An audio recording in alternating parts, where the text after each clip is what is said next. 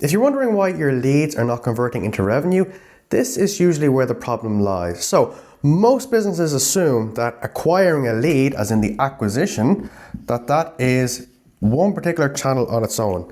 Acquisition actually has something on either side of it, and without these, you will not be able to convert leads. So at the start, we have our architecture.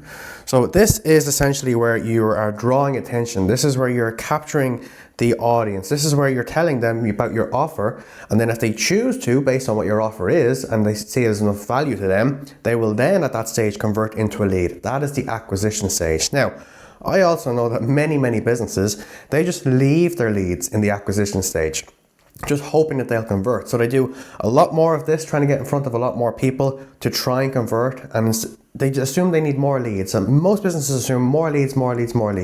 But if you actually just convert the leads that you have, which you can do, by the way, then this would make your life a lot easier. So we come to the last stage then, and that is your acceleration. Now, the acceleration stage is basically getting somebody who's already a lead. So at this stage, they've given you their contact details. Let's just take it as an email as an example here. Excuse me.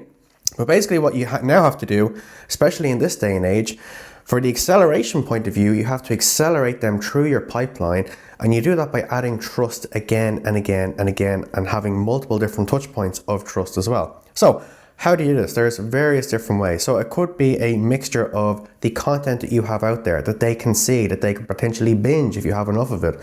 Again, the more that they can go through that, the more trust they're building up with you automatically, because you've already put out that content, for example. It could also be a case of sending them an email, not to sell to them, not to say, hey, I see you haven't bought our thing yet, why haven't you bought? But basically just to provide more value. So whatever the solution is that you're providing to people, give them little snippets of that, little nuggets of that, of, hey, if you're experiencing this particular problem, this is how we've helped company XYZ to solve that. And you can tell them how, okay? Now, when I say tell them how, you want to be giving them kind of vague details about it. You don't want to be going into like a step-by-step, like an SOP. Because of course then they'll go off and do it themselves. Even if it is something that's actually quite complicated that most people can't do, most people will take a crack at it, and you're actually just pushing them further down the line in regards to when they'll convert. So you kind of want to give them the information, but not exactly the how-to side of things, because that's where you come into play. Again, this can also be the likes of case studies, testimonials, reviews.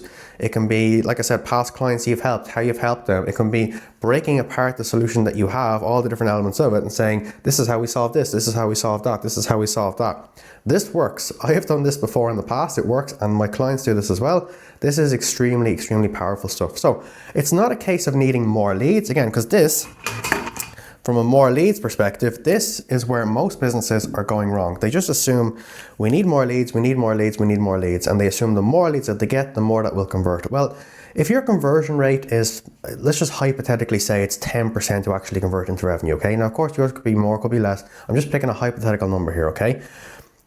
Even if you have more leads, yes, technically you'd be converting more, but why not fix this side of the conversion first of all? So again, when we're going over here, if you fix that conversion, so again, because of the hypothetical number I chose, let's get that from 10 to 20%. Again, for some businesses it could be higher, for some businesses it could be lower. You will know yourself what yours is. If you fix this first, then when you go back to this stage and start getting more leads, more of them will convert as well. That is the only way that this is going to work. So look, hopefully you got some value from that. And again, just to quickly go over it, you have to start with the architecture side of things, your offer, you're putting yourself out to the marketplace. That's when you then acquire leads, because again, someone has chosen to give you their information because they've either put their hand up and said, yes, tell me more, they've downloaded some sort of lead magnet or something you've offered a value.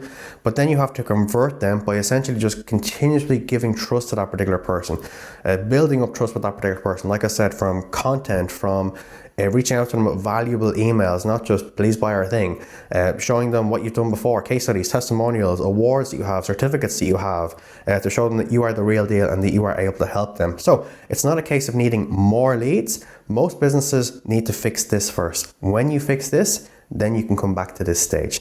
If this is something you want a bit of further advice with, you can check out the first link in the description.